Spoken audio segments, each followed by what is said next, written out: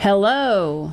You're at the Orange People's News Central today. We're with Brian the Bulldog Tilton at WTPL, the Pulse Radio News, Talk, and Sports, and we're in his studio, and I am incredibly excited to be here. And we are the Alliance Against the Northern Pass, and we're going to talk to Brian today about all his favorite things about the Northern Pass and anything else he wants to share.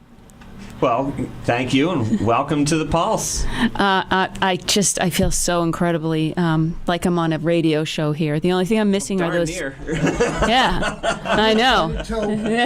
And George is excited in the background. Yeah, and George is the man. He's squished behind the camera. Now he gets to push the buttons. There. Usually I'm the one pushing the buttons. That's right. That's right. This is good. This is good. So we came to visit Brian because Brian is such a big personality in my mind, and I can't believe I'm here. I'm so excited. And we wanted to share the public the real Brian Tilton and what he loves and doesn't love about, the whole Northern Pass fight. And I think we're going to be focusing a little bit on the eminent domain issue, aren't we? Well, I think that would be a great place to start because we have gone through one heck of a battle on that, and it took us a very long time to win it. And anybody who's ever heard about the sausage factory in government certainly witnessed this firsthand. Right. There's been a lot of, let's just say a lot of concern, even a lot of anger when it kept getting pushed off by the committees. Yeah, let's study it further. When the full Senate said, well, gee, let's send it back to the Judiciary Committee. Yeah. And I don't think they did very much during that several months that they were, quote unquote, studying it. Yeah. I think they were just, oh, shoot, we have a week to go before we have our committee meeting. Let's slap something together. And looking at the way the legislative process works, I've seen this time and time again. The big giveaway is whenever there's an amendment offered to a bill, take a look at the date that the amendment was written up. And you will see that they're usually written the night before. Really? Before the committee meeting, yes. Ooh, which is horrendously, which is an awful thing to do to the people that have traveled especially a long way to be at these committee hearings. And I've seen it on other issues as well. And then there's a committee meeting, and then everybody's yet to speak about the original bill. And then here's somebody offering an amendment that nobody else has had a chance to read, and that they're going to be expected to testify to that amendment, and yet they don't know what to say to that amendment. And that's what Bradley Carson did to us That's as well. what it felt like. There was not much forethought, and they were just kind of jumbling along. Yeah, well, I think the forethought was this is our preconceived conclusion, and this is how it's going to be. And, when I was sitting there covering this, trying to follow along with it, I said, is this really happening? Yeah. It was one of the most bizarre things that I've ever seen play out in the legislature. And I've seen quite a few bizarre actions there over the years. Yeah. And this one was just like, really? And then finally, I just sat back in my chair and just said, I'm watching this train wreck unfold right in front of me. There's nothing I can do to stop it. Yep, I was sitting there too. It was pretty insane. It was, and fortunately, the people's voice was heard in the end. Yeah. Because what happened is the Senate leadership, particularly Peter Bragdon, who worked very well with Jeannie Forrester on this, and the argument was framed: do you stand for property rights or not? And because the people who would be affected by Northern Pass, or even just the general sense in New Hampshire, you do not take someone's land for a private profit. That has been a resounding theme for years in this state.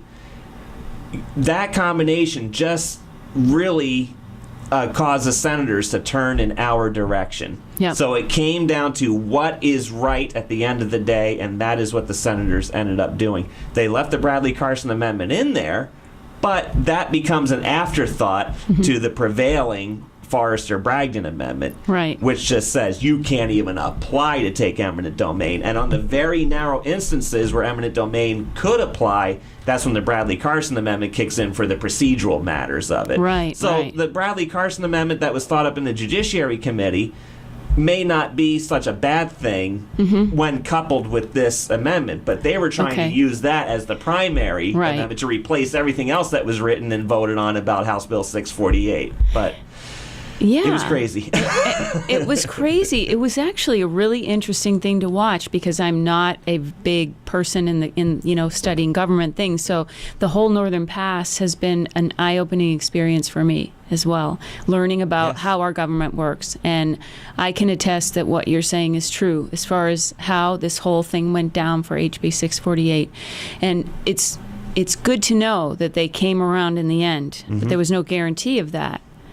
But it was a nail biter. It was a nail biter. And in fact, to see how disorganized they were, even on the day that they were debating the Forrester-Bragdon amendment on the floor, look at how many breaks they went into to have their caucus meetings and recesses, and it just went on and on. I've never seen that happen with any other bill.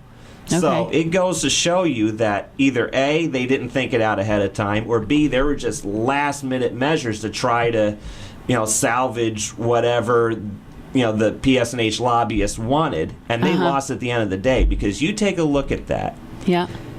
And there are more PSNH lobbyists at the State House than there are for any other organization in New Hampshire. And they worked for a very long time, and they've had a very long time to work over the senators to try and confuse them, to scare them. There will never be another energy project in New Hampshire if House Bill 648 passes. And I thank Peter Bragdon, the Senate president, for this, because once he was able to take the lobbyists out of the equation and meet with the senators individually and or in the caucus meetings, different things came about because of that. So when you remove those special interests of the utility companies, everything changed in our favor, because again, it came down to what was right at the end of the day. And you have personal stories about eminent domain, don't you? I have followed eminent domain abuse for a number of years. When I lived in Connecticut, I saw a number of eminent domain cases go horribly wrong, most notably the Kelo versus New London decision.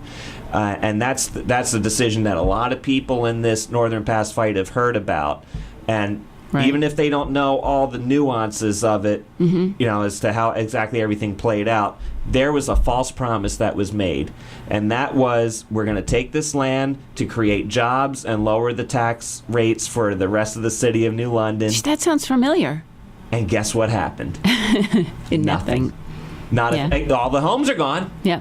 Everybody's out of the neighborhood. But there's been no development there. In fact, they turned that place into a dump after Hurricane Irene. It's so sad. It is so sad. So I'm so thankful that we passed this law. So now... Me too. Because, as we know, they're having trouble now securing land all the way through, and we had the balsams, we had the easements sold to the Forest Society. Yes. And so you had something you wanted to talk about with that. Oh, absolutely. That is the balsams...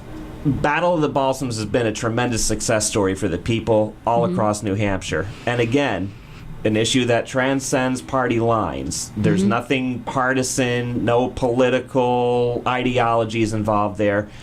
That Battle of the Balsams came down to, what do we, as citizens of this great country and residents of this state, really want our legacy to be? Do we want to look at steel structures that have ruined the landscapes in other states, or do we want to preserve one of New Hampshire's crown jewels for our future generations? I've got two daughters, a 3-year-old and a 7-year-old. Actually, she's 4 years old and 7 years old. And I looked at them and said, I want you to enjoy that land just like I have been doing in recent years. And you put those towers on that land, you won't be able to enjoy it. People will be staying away in droves. The North Country's economy, which is already, in tatters, you would take one of the last remaining bricks out of the foundation on that, and it wouldn't be good for anybody. Then what does the rest of the North Country turn into? Because the Balsams was the largest employer in the North Country. So why do we want to jeopardize that whole thing just for the greed of one entity or a couple of entities. So we fought hard, and a lot of people came forward with their money. I know, the Alliance Against Northern Pass did as well. I know you made your presentation. I watched that video. Yep. Well, we've gotten better since then with our sound. That one was kind of rough. But, it was a pleasure working with Jack Savage and Will Abbott at the Forest Society. They've done tremendous work, and they should be thanked day after day. Yeah. But and the people who donated to that need to be thanked day after day. And I know some people only could give $5, $10, or even $100, and we had anonymous donors giving $100,000 and the like, and it was just amazing. Phenomenal. It was phenomenal. That was a huge success story, and to have those two successes back to back with HB 648, and then the balsams, it was like boom, boom, like double blow below the below the belt. So. And we who oppose the Northern Pass Project have a lot of victories under our belt. Yeah. And we've been winning a lot of those battles from day one. Right. Remember, it was February of last year when there was a proposal in the legislature to include large-scale hydro projects under the renewable portfolio standards. Yes. And when I showed up at the State House to cover that meeting, I showed up my usual time that I do before a meeting, about 10 or 20 minutes beforehand. And when I got off the elevator on the 3rd floor that day and saw the line of people in the hallways, I went, oh my gosh. And it was simply amazing to see. And the fact that I even got into the room, I was tucked under a table on the floor, crunched up like this. Really? That's how crowded the room was. But, it was just great because the bill sponsor pulled it right away. He's like, okay, I'm not going to go forward with this one. It was quite clear. So that was one of our first victories in this. So we have the RPS. Yep. We have the balsams. We have House Bill 648. Very recently, some communities passed rights-based ordinances or other resolutions to bury the line and to register and even shore up their opposition to Northern Pass. Not one town in any of this has said, you know what? This is such a great idea. Yeah. We've had a change of heart. We think that we're going to get all this tax money from these wonderful tall towers, and therefore just come right on in. Yeah. Not a single town has done that. In fact, more towns are now on the record than ever before against Northern Pass. That's right. That's right. So there's this whole thing that Tom Mullen keeps bringing up, the preponderance of evidence with the site evaluation committee, and that they have to consider the preponderance of evidence. So if all of these towns do not want this line going through, and they've either had rights-based ordinances or they've had burial ordinances, that they have to kind of consider that. It would seem to me that they would, because the site evaluation committee needs to look at what the community support would be. Right. How much they have to, is there any legal binding type thing for them to follow on that? Okay. I don't know. Yeah. But it helps when the statement is made that in every town that has had a say on this so far, that every single one is against it. That's got to have some sort of an impact. Or at the very least, those members on the site evaluation committee will tread very carefully in examining this, to know that they are being watched from one end of the state to the other. This isn't about putting windmills in one community on somebody's private property where a few neighbors might be adversely affected by the view of it if they object to the view of a windmill. There are others that think they're beautiful, and those are things that I'm sure they consider as well. I saw it play out in the Lemster Wind Project. Yeah. I followed that process very closely at the time. So it would seem to me that the site evaluation committee would need to consider that, and I think they very well should, because even the governor has said consistently, even though he's a supporter of the Northern Pass Project, he has said this cannot go forward without the community's support, and he reiterated that in very recently too. And by signing House Bill 648, he too showed that yes, you can be a supporter of Northern Pass, you can be opposed to eminent domain, and if he stays true to that message that this should not go forward without the community support, then I would think that if the site evaluation committee is able to follow that same logic, it won't go forward. Yeah. If the project even makes it as far as them. Because it has to go through the White Mountain National Forest first. Well, there's the other question. Okay. What is happening with that? Is now, I know you had a show on it. Forgive me for not listening to it.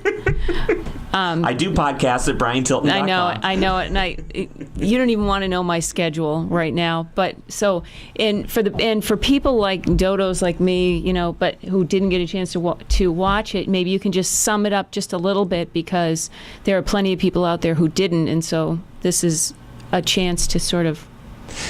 The White Mountain National Forest, in order for the Northern Pass project to go through there, they need to get a special use permit. Right. From the National Forest Service. And right now, it was recently brought to my attention that March of 2013 is when they will open the public comment period for the special use permit.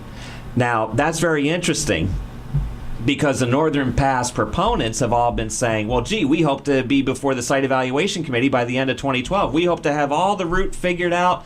And they've been telling your shareholders time and time again, we've got most of the land that we need to run this line. Don't worry about it. Everything's fine. We'll have this wrapped up in no time.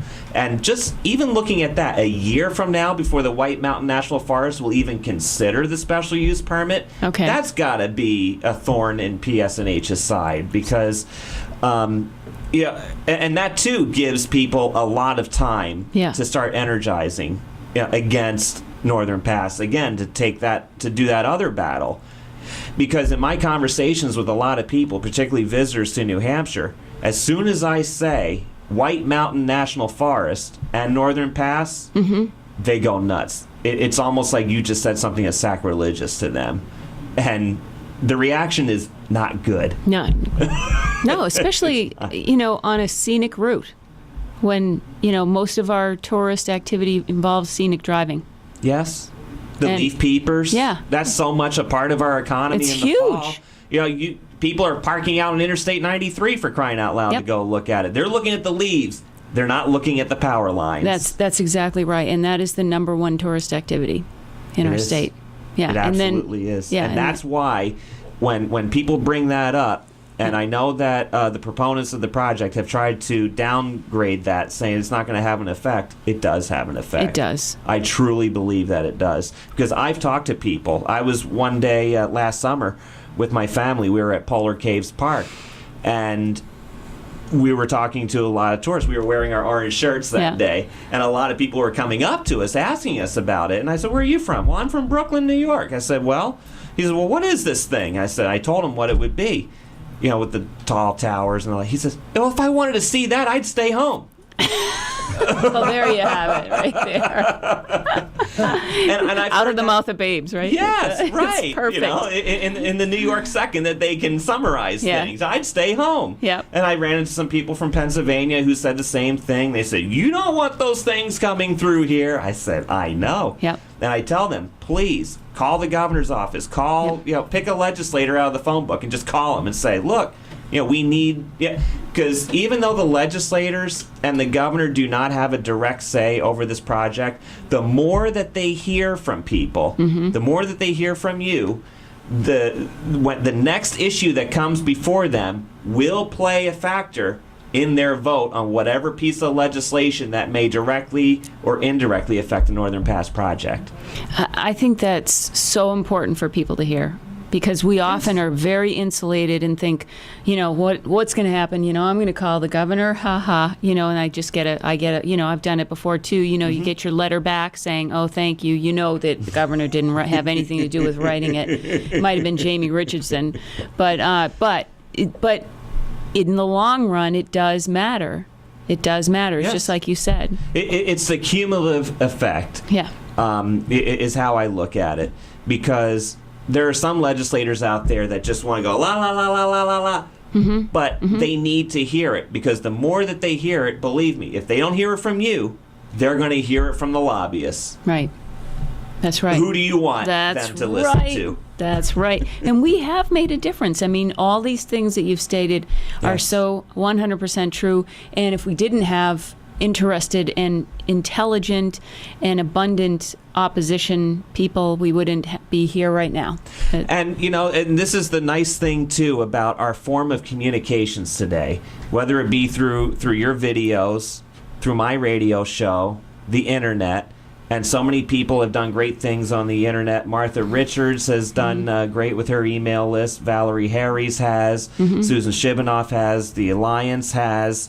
So many people have done a lot of great things, because what you're doing is you're putting unfiltered information out there for people to digest and study this. And then when they speak, they're eloquent in what they are saying. And when they talk with authority like that, with the extreme amount of knowledge that many people have in this movement, that causes people to listen, those in government to listen, because they don't know all this. They could be following as many as 1,000 different things. They really can't keep track of it all, and they can't know every detail about everything. Right. So when they say, gee, I don't really understand a lot about it, they are actually listening to you to learn more. So you are their educator at that point. So that's why it's important to always, as emotional as this may be for a lot of people, and believe me, a lot of people have been worn down by this. Yeah. I've had my tired moments too, believe me. I think we all have. But, when we present it to them in a calm manner, with just the facts, everything that can be verified at some point, we have all the credibility in that, because our message has been very clear from day one. Everything that we have said has remained the same. Our facts have not changed. Our opinions have not changed. Our conclusions have not changed. That's but yet, PSNH and Northern Pass, they change every time the sun comes up. Well, they do. They do. Well, let's throw some broadband up on those lines and see if that works. That's because they're scampering. They're struggling. Oh, it's gonna reduce carbon monoxide or carbon dioxide emissions. Oh, now. And if anybody has seen the movie Seeking the Current, yes, they will know. Yeah. At that point, it's not true. Right. Right. And right. Exactly. Wasn't that a great movie? Yeah, that was like a very, very, very moving account. So, and what I wanted to say too on that was that the Plan Nord, and that's where the Northern Pass is going to be receiving their power from. That's what I'm told. So I was thinking that it would be good for us to all be educated on that, on what's going on in Canada as well. It's a good point, and I don't know all the details of it myself, but we have to, if we are going to either be the recipients of the power, which we are not, but we are going to simply be the pass-through, the people who are receiving the power, or if we're being used as their conduit, or as John Harrigan says, the extension cord, right? We need to understand what the source of that power is. That's right. And if people don't understand that source, then how can you go making the claims that there's zero CO2 emissions? How can you say this is great to cure global warming when what you're doing is flooding millions of acres of land? You're flooding forests, that are the lungs of the planet, and you are literally altering the environment by changing the course of the rivers, by taking what were once wild river flows and turning them down into a trickle. That doesn't do anything for the fish that live off of them. What about the bears that go from point A to point B and swim across the rivers? They won't be able to do that now, so you've disrupted their habitat. Right. There's so much that is looked at into that, so you've got to understand what the source of the power is. And that's where I noticed a lot of people do not have that information and still think that big hydro is good. Yeah. Well, the folks pushing the Northern Pass project have done a great job putting out those glossy mailers. There you go. And the TV ads. Oh, yes, the one thing I like about, hydropower, it's clean, it's water, and it's always there. I know. Anybody ever heard of a drought? I know. I know. And the fact that these rivers, they actually, these dams and these huge things that they create, these land masses full of water, fill up with silt eventually. Yes, it takes some time for it to happen, but yeah, it does. I mean, eventually it does. It certainly does have an impact in that, at least if nothing else, in that immediate area. Yeah, I would think, though, that, it's more over several years, like we're almost talking decades, but still, it's a finite thing, is my point. Mm-hmm. Is that we can't, this is not a forever thing. And look at where those rivers run into. They usually run into a larger body of water, like a bay or something. And, where the rivers meet those larger bodies of water, that's feeding the aquatic life around there too. Correct. And even some of the wildlife. So that does have an effect on the birds. It has an effect on the fish, shellfish, anything that may be in that area. It does have an effect because now you're upsetting that balance of nature. I moved here from Maryland. Chesapeake Bay was a huge thing, a huge issue for us to follow, the health of the bay. And it wasn't just the body of water of the Chesapeake Bay itself, but all of the rivers that feed into it. Because if you either choke off those rivers, if you pollute those rivers, it carries all that stuff down, and it has a negative effect on the bay itself. So that's what you got to look at with these large-scale hydro projects in Canada. Right, and don't they leach mercury from the land? Yes, because you do have some naturally occurring mercury in the soil already, but the question is, what does flooding a land like that do to raise the levels of mercury into the water? And we know that it doesn't take much mercury to poison a large body of water. Right. So there's more than just the methane emissions and the carbon emissions that happen with the rotting leaves and the rotting vegetation, but it's also mercury being released in the water. It's completely changing the ecological habitats, and the list goes on. Sure. So there's a lot of issues surrounding this. That's for sure. It's not just, as some would say, "Oh, you're just ruining my view." It's a lot more than that. That's right. It depends on whether you believe in global warming or not, whether you believe in flooding millions of acres of land, if that's good or bad. I mean, there's so many issues in this Northern Pass project, which is what brought a lot of people together in the opposition to this movement. It's a movement that I have never seen anywhere else, and it's good to see the people of this state come together on this. I just wish we didn't have to do this,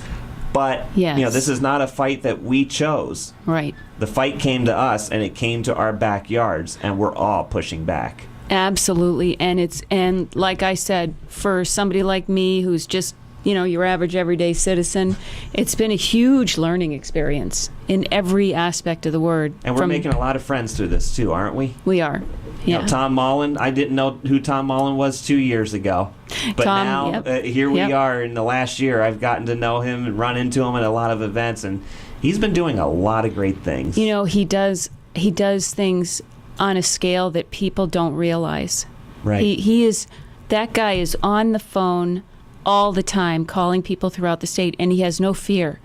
Mm-hmm. He has no fear, and so he just gets out there and he tries to do things, and it's been a real experience working near him because of that, because it sort of makes me maybe a little less fearless, but I've learned by watching him, and he's quite the I don't know how to describe him, but he's got a large personality, and he's made a big dent in calling a lot of people and getting a lot of things moving, and I give him a lot of credit. And another thing that Tom has done on this too is he has shown that it's not just a North Country issue, meaning Pittsburgh, Colebrook, that area. He's brought it into central New Hampshire. He's brought that fight into the White Mountain region, and that's been an inspiration because you have people in the southern part of the state as well who have organized to go against this. So that's right. You're seeing opposition end to end throughout this state, against Northern Pass projects. So everybody's got something great and a good talent to contribute. That's right. Whether it be the Atta Girls with their musical tributes and that's right, and video production that they're working on as well. Yeah. People like me doing this radio show. You have people who have been putting out the blogs every day. That's right. There's some amazing work doing up there. So many people have contributed so much to this cause, and they it's have. amazing. Yeah. What we have learned about. I'll tell you one thing that I can take away from all of this. The one thing that this whole issue has done for me, when I heard the term regulatory capture. Oh. When I heard that term, I didn't understand it at first, and it took me a while to grasp it. Now I'm starting to see it, and it's not just in this, but I see it in so many other levels of government. So a lot of people's eyes have been woken up to how the process works, not just on this, but on so many other issues. So many other levels. And the regulatory capture, you should explain that just in case somebody doesn't know what that means. Yeah, basically, you have regulated entities who, like PSNH, for example, right. And what they do is over the years they're able to secure political power by making a lot of political contributions and get their way with the agencies to guarantee them a certain rate of return on their investments, whether they run them or not, whether they perform well or not, they get a rate of return. We see it with other entities throughout the federal level and maybe even on the state level, which just really calls into question who's running what. Right. The BP oil spill in the Gulf of Mexico with that disaster. Mm-hmm. You had allegations of the oil company paying lobbyists and trading all kinds of things with the regulators that were supposed to be watching over them. Right. Right. So there was this regulatory capture, too, was an issue, the possibility with Michael Harrington. And that word was mentioned. With his connections, with his pension from Northeast Utilities. Right. Yeah, and in fact, that too is another issue that's playing out right now as we speak. That's right. Yeah. Right. So that's actually probably for another future talk. But I did hear the term regulatory capture when his name was mentioned as becoming part of the PUC. Well, let's put it this way. If Michael Harrington makes a decision that adversely affects PSNH or Northeast Utilities, could that affect his pension? Absolutely. Yes, it could. That's right. How quick is he going to make a decision that would go against them? That's right. I know. It's a legitimate question. It is a legitimate question, and I'm surprised, honestly, that the Attorney General just kind of said he had no conflict. I guess I have a little trouble with that. Yeah, just put a little sand over the mess. Nobody will see it. Yeah, I guess maybe they thought that if the Attorney General said it, then people would not raise any questions. But funny how he came out with his opinion that morning of the confirmation hearing. Yeah. It was very interesting. Don't give anybody a chance to read it and respond to it. No. There you go. Just drop it in everybody's lap at the last second. Again, part of the legislative process that I've seen play out over and over again. I think though that one kind of got that one's actually being kind of that whole response by the Attorney General has been questioned now, and now they have a questioning period where we can actually... Right. As of the time of this taping, what we have is a motion to intervene by Jim and Sandy Dennis, and there's actually been two motions filed, and one is being taken under advisement right now. Okay. For them to come back to see whether he should recuse himself from some business that's coming up. Okay. All right. Well, we'll leave that to another topic, and I think it's about time to wrap up. Well, we could talk all day. I could. Unless there's anything else you want to share. I will actually, because this has been an issue that has consumed a lot of our time. That's for sure. Mm-hmm. Your time, my time. We draw from a lot of the positive energy that's out there. And it's when something negative happens, it only makes us go even stronger. Mm-hmm. And we have a lot to sit back and think about and reflect on so much good that has been done so far in opposing this project. It's not over yet. That's the sad thing. That's the discouraging thing. That it's not over yet. But given how things have been going so far, we should be energized, because when you speak the truth, It actually may help restore my faith in the process, that when you speak the truth and that can prevail, then all may be right in the end. So I love it. And it's for our children too. Yeah. Because this is the future that we're leaving our children. That's right. In this great state, which is the best state to live in. That's for sure. I'll tell you that one firsthand. My son's at UNH, and I want him to have a good place. Yep. So, yeah. Well, it's our fight. That's right. We got to do it. We'll keep on doing it for them. Yeah. All right. Well, thank you so much Thanks for coming into letting our us. Today.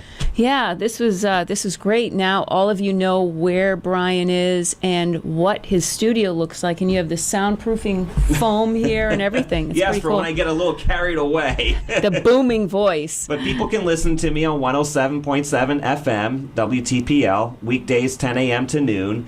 Our signal goes from Concord to about 30 miles in each direction, so it is heard in Plymouth. Okay. And a little bit into Campton and I don't get Holderness. It depends where you are in Campton. I have to do the podcast, which I have listened to, and I won't even tell you my schedule these last 2 weeks. That's okay. Give it a listen live or online. You bet. I appreciate it. Thank you.